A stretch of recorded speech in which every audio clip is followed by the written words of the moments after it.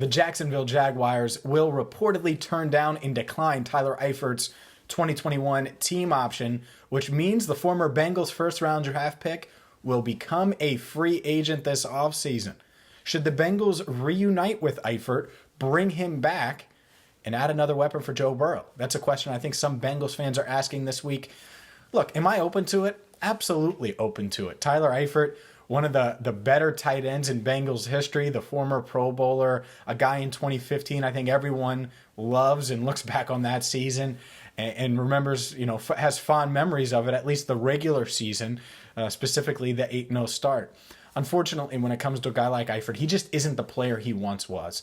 Played in 15 games, though, last year for Jacksonville, which is really good, considering his injury history, considering everything he's gone through from a health standpoint. Had 36 receptions for 349 yards, 2 touchdowns last year for Jacksonville, and he didn't have quality quarterback play. I'm open to this idea.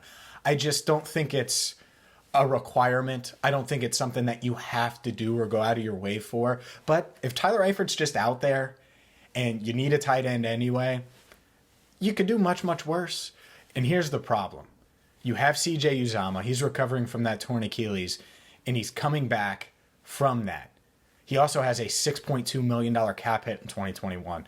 If you keep him, you're probably not adding a free agent tight end, but maybe you move on from a guy like Uzomah or extend him for another year or two and lower that cap number, and then maybe you bring in an Eifert on a league minimum type deal or a 1-year type deal. And it's not a prove-it contract anymore. I think we know what Eifert is at this stage. But am I open to that? Absolutely, I'm open to that. So Eifert back in Cincinnati, catching passes from Joe Burrow, I see it, and I'm open to it. At the same time, money matters. The draft certainly matters. Maybe the Bengals are all in on a Kyle Pitts. If you're taking Kyle Pitts with the 5th pick, probably not in the Tyler Eifert sweepstakes.